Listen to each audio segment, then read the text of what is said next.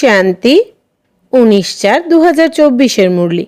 বাবা বলছেন, মিষ্টি বাচ্চারা, বাবা এসেছেন সারা দুনিয়ার হাহাকার দূর করে জয় জয়কার করতে। পুরনো দুনিয়াতে আছে হাহাকার, নতুন দুনিয়াতে আছে জয় জয়কার। প্রশ্ন, কোন ঈশ্বরীয় নিয়মে একমাত্র গরিবই বাবার সম্পূর্ণ উত্তরাধিকার নেয়, বিত্তবান নিতে পারে না? উত্তর, ঈশ্বরীয় নিয়ম হলো সম্পূর্ণ বেগার হও, যা কিছুই রয়েছে তাকে ভুলে যাও। আর গরিব বাচ্চারা সহজেই ভুলে যায়। কিন্তু যারা বিত্তশালী মনে করে নিজেরা স্বর্গে আছে, তারা বুদ্ধি থেকে কিছু ভুলতে পারে না। সেই জন্য যাদের ধন দৌলত মিত্র পরিজন স্মরণে থাকে, তারা সত্যিকারের যোগী হতেই পারে না। স্বর্গে ওদের উচ্চ পদ প্রাপ্তি হয় না। ওম শান্তি। মিষ্টি মিষ্টি নিশ্চয় বুদ্ধি সম্পন্ন বাচ্চারা তো ভালো করে জানে, তাদের দৃঢ় নিশ্চয় রয়েছে যে বাবা এসেছেন সমস্ত দুনিয়ার ঝগড়া মেটাতে। জ্ঞানী ও বিচক্ষণ বাচ্চা যারা, তারা জানে যে এই দেহে বাবা এসেছেন, যার নামও হলো শিব বাবা। কেন এসেছেন? হাহাকারকে সমাপ্ত করে জয় জয়কার করাতে। মৃত্যুলোকে কত ঝগড়া ইত্যাদি আছে, সবাইকে হিসাব কিতাব মিটিয়ে যেতে হবে। অমর লোকে ঝগড়ার কোনো ব্যাপার নেই। এখানে কত হাঙ্গামা লেগেই রয়েছে, কত কোর্ট জাজ ইত্যাদি আছে, মারামারি লেগেই আছে। বিদেশেও দেখো হাহাকার আছে। সারা দুনিয়াতে অনেক বিবাদ। একে বলা হয় পুরানো তমপ্রধান দুনিয়া। আবর্জনা আর আবর্জনা, জঙ্গল আর জঙ্গল। অসীম জগতের বাবা এই সব কিছু মেটানোর জন্য এসেছেন। এখন বাচ্চাদের অনেক জ্ঞানী আর বিচক্ষণ হতে হবে। বাচ্চাদের মধ্যেও যদি লড়াই ঝগড়া হতে থাকে, তবে বাবার সাহায্যকারী কিভাবে হবে? বাবার তো অনেক ভালো সাহায্যকারী বাচ্চা চাই, জ্ঞানী বিচক্ষণ, যাদের মধ্যে কোনো বিবাদ থাকবে না। এটাও বাচ্চারা বোঝে যে এটা হলো পুরানো দুনিয়া। এখানে অনেক ধর্ম আছে, বিশেষ তমপ্রধান ওয়ার্ল্ড। সমস্ত দুনিয়া হলো পতিত। পতিত পুরানো দুনিয়াতে ঝগড়া আর ঝগড়া, এই সব কিছু সমাপ্ত করতে, জয় জয়কার করতে বাবা এসেছেন। প্রত্যেকে জানে এই পুরানো দুনিয়াতে কত দুঃখ আর অশান্তি আছে। সেই জন্য সবাই চায় বিশ্বে শান্তি আসুক। এখন কোনো মানুষ সারা বিশ্বে শান্তি কিভাবে প্রতিষ্ঠিত করতে পারে? অসীম জগতের পিতাকে নুড়ি পাথর ভাঙা কলসির টুকরোতে টেনে এনেছে। এও এক খেলা। তাই বাবা বাচ্চাদের বোঝাচ্ছেন, এখন দাঁড়িয়ে পড়ো, বাবার সহায়তাকারী হও। বাবার থেকে নিজের রাজ্য ভাগ্য নিতে হবে। কিছুই কম নেই, অগাধ সুখ। বাবা বলেন, মিষ্টি বাচ্চারা, ড্রামা অনুযায়ী বাবা তোমাদের লক্ষ কোটি গুণের ভাগ্যশালী করে তুলতে এসেছেন। ভারতে এই লক্ষ্মী নারায়ণ রাজত্ব করতেন। ভারত স্বর্গ ছিল। স্বর্গকেই বলা হয় ওয়ান্ডার অফ ওয়ার্ল্ড। ত্রেতাকেও বলা হবে না। ওই রকম স্বর্গে আসার জন্য বাচ্চাদের পুরুষার্থ করা উচিত। সর্বপ্রথমেই আশা চাই। বাচ্চারা চায়ও যে আমরা স্বর্গে আসব, লক্ষ্মী বা নারায়ণ হব। এখন এই পুরানো দুনিয়াতে অনেক হাহাকার হবে, রক্তের অনেক নদী বইবে। রক্তের নদীর পরে ঘিয়ের নদী বইবে, তাকে বলা হবে ক্ষীরসাগর। এখানেও বড় পুষ্করিণী বানানো হয়, আর কোনো পার্বণে ওই পুষ্করিণীতে এসে দুধ ঢালা হয়। তাতে আবার স্নান করে। শিবলিঙ্গের ওপরেও দুধ ঢালে। সত্যযুগেরও একটা মহিমা আছে যে সেখানে ঘি দুধের নদী আছে। ওই রকম কোনো ব্যাপার নেই। প্রতি 5000 বছর পরে তোমরা বিশ্বের মালিক হও। এই সময় তোমরা হলে গোলাম। আবার তোমরা বাদশা হবে। সমস্ত প্রকৃতি তোমাদের গোলাম হয়ে যায়। ওখানে কোনো অসময়ে বৃষ্টি পড়ে না, নদীসমূহ উত্তাল হয়ে পড়ে না, কোনো উপদ্রব হয় না। এখানে দেখো কত উপদ্রব। ওখানে বিকারী বৈষ্ণব নয়, যথাযথ বৈষ্ণব থাকে। এখানে কেউ ভেজিটেরিয়ান হলে তাকেই বৈষ্ণব বলে। কিন্তু তা বলা যায় না। বিকারের জন্য একজন অপরজনকে অনেক দুঃখ দেয়। বাবা কত ভালোভাবে বোঝান। এটারও মহিমা আছে গ্রাম্য ছোকরা।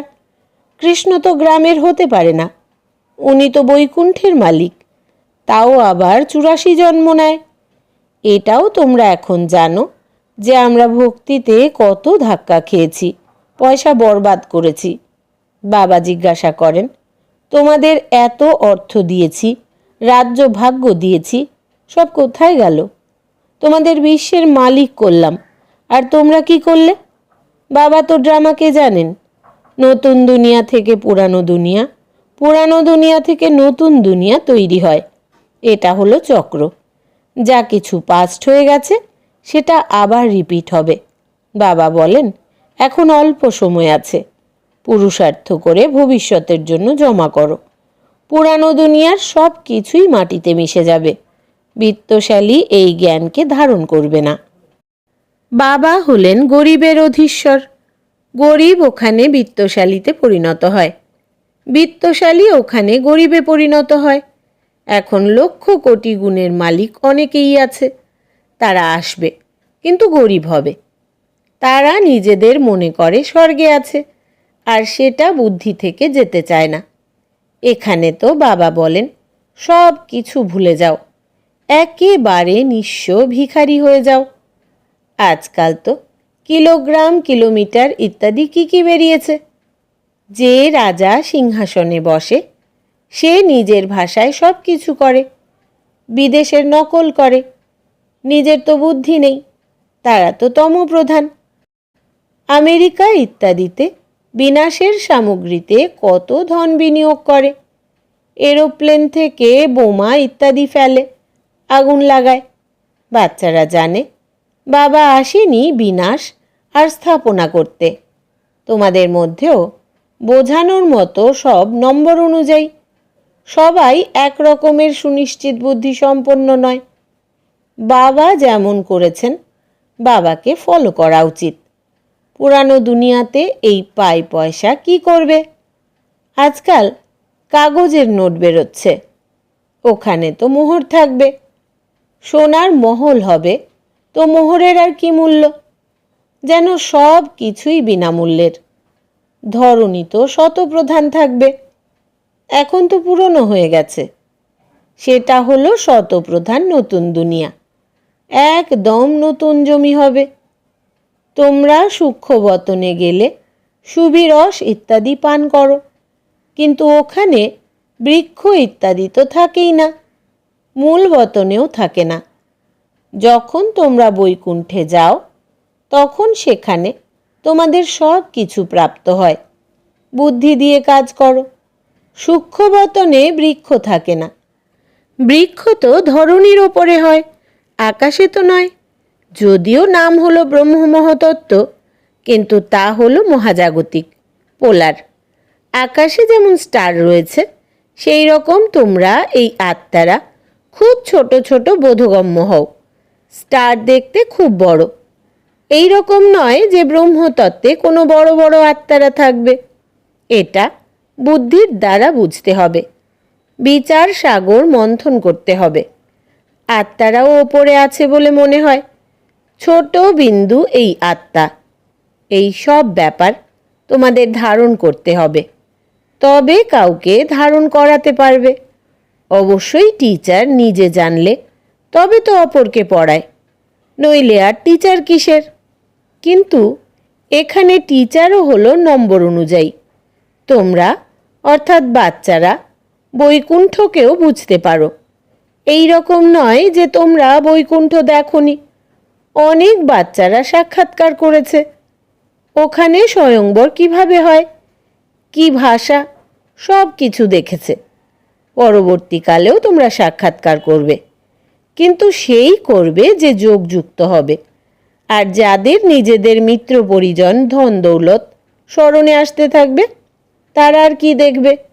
সত্যিকারের যোগী শেষ পর্যন্ত থাকবে, যাদের দেখে বাবা খুশি হবেন। বাগিচা ফুলেরই হয়। অনেকে তো 10-15 বছর থেকেও চলে যায়, ওদের বলা হবে আকন্দ ফুল। অনেক ভালো ভালো বাচ্চারা যারা মাম্মা বাবার জন্য ডাইরেকশন নিয়ে আসতো, ড্রিল করাতো, তারা আজ নেই। এই বাচ্চারাও জানে আর বাবাও জানেন মায়া খুবই প্রভাবশালী। এ হলো মায়ার সাথে গুপ্ত লড়াই, গুপ্ত ঝড়। বাবা বলেন মায়া তোমাদের অনেক হয়রান করবে। এটা হার জিতের পূর্ব নির্ধারিত ড্রামা। তোমাদের লড়াই কোনো হাতিয়ারের দ্বারা নয়। এ তো ভারতের অত্যন্ত প্রসিদ্ধ প্রাচীন যোগ, যে যোগ বলের দ্বারা তোমরা এইরকম হয়েছ। বাহুবলের দ্বারা কেউ বিশ্বের বাদশাহী নিতে পারে না। খেলাও হলো ওয়ান্ডারফুল। গল্প আছে, দুই বেড়াল মাখনের জন্য লড়াই করে আর তৃতীয় কেউ তা খেয়ে নেয়। বলা হয় সেকেন্ডে বিশ্বের বাদশাহী। বাচ্চারা সাক্ষাৎকার করে। গল্প আছে, কৃষ্ণের মুখে মাখন আছে। বাস্তবে কৃষ্ণের মুখে নতুন দুনিয়া দেখা যায়। যোগ বলের দ্বারা তোমরা বিশ্বের বাদশাহী রূপী মাখন নিয়ে থাকো। রাজত্বের জন্য কত সংঘর্ষ হয় আর সংঘর্ষের জন্য কত শেষ হয়ে যায়। এই পুরানো দুনিয়ার হিসাবপত্র মিটে যাবে। এই পুরানো দুনিয়ার কোনো জিনিসই থাকার নয়। বাবার শ্রীমত হলো, বাচ্চারা, hear no evil, see no evil. ওরা বাঁদরের একটি চিত্র তৈরি করেছে। আজকাল তো মানুষেরও তৈরি করে। পূর্বে চীনের দিক থেকে হাতির দাঁতের জিনিস আসতো, চুড়িও কাঁচের পড়তো। এখানে তো গয়না ইত্যাদি পরার জন্য নাক কান ইত্যাদি ছেদন করে। সত্যযুগে নাক কান ছেদন করার দরকার নেই। এখানে তো মায়া এমন যে সবার নাক কান কেটে নেয়। তোমরা বাচ্চারা এখন স্বচ্ছ হচ্ছ। ওখানে ন্যাচারাল বিউটি থাকে। কোনো জিনিস অর্থাৎ প্রসাধনী লাগানোর দরকার নেই। এখানে তো শরীরই তমপ্রধান তত্ত্ব দ্বারা নির্মিত, সেই জন্য রোগ ইত্যাদি হয়ে থাকে। ওখানে এসব ব্যাপার নেই। এখন তোমরা এই আত্মারা খুব খুশিতে থাকো যে আমাদের অসীম জগতের পিতা পড়াশোনা করিয়ে নর থেকে নারায়ণ বা অমরপুরীর মালিক করে তোলেন। সেই জন্য কথিত আছে, অতীন্দ্রিয় সুখ কি জানতে হলে গোপ গোপীদের থেকেও জানতে চাও। ভক্তরা এই কথা জানে না। তোমাদের মধ্যেও অনেক খুশি থাকে আর এই কথা স্মরণ করতে থাকে। এই রকম বাচ্চা খুবই কম। অবলাদের ওপরে কত অত্যাচার হয়। যা কিছু দ্রৌপদীর জন্য কথিত আছে, প্র্যাকটিক্যালে সেসব ঘটে চলেছে। দ্রৌপদী কেন আকুতি জানিয়েছিল সেটা মানুষ জানে না। বাবা বুঝিয়েছেন, তোমরা সবাই হলে দ্রৌপদী। এই রকম নয় যে ফিমেল সর্বদা ফিমেলই হবে। দুবার ফিমেল হতে পারে, তার বেশি না। মাতারা আকুতি জানায়, বাবা রক্ষা করো, বিকারের জন্য দুঃশাসন আমাদের হয়রান করছে। একে বলা হয় বেশ্যালয়, স্বর্গকে বলা হয় শিবালয়। বেশ্যালয় হলো রাবণের স্থাপনা আর এ হলো শিব বাবার স্থাপনা। আর তোমাদের নলেজও দেন। বাবাকে নলেজফুলও বলা হয়। নলেজফুল মানে এই রকম নয় যে সবার হৃদয়কে জানতে পারবে। এতে কী লাভ হবে? বাবা বলেন, এই সৃষ্টির আদি মধ্য অন্তের নলেজ আমি ছাড়া কেউ দিতে পারে না। আমি বসে তোমাদের পড়াই। একমাত্র বাবাই হলেন জ্ঞানের সাগর। সত্যযুগে হলো ভক্তির প্রালব্ধ।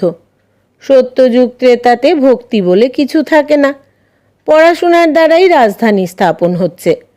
প্রেসিডেন্ট ইত্যাদিদেরকে দেখো, কত উপদেষ্টা মণ্ডলী রয়েছে। অ্যাডভাইস দেওয়ার জন্য উপদেষ্টা রাখে। সত্যযুগে উপদেশক রাখার কোনো দরকার পড়ে না। এখন বাবা তোমাদের বুদ্ধিমান করে তুলছেন।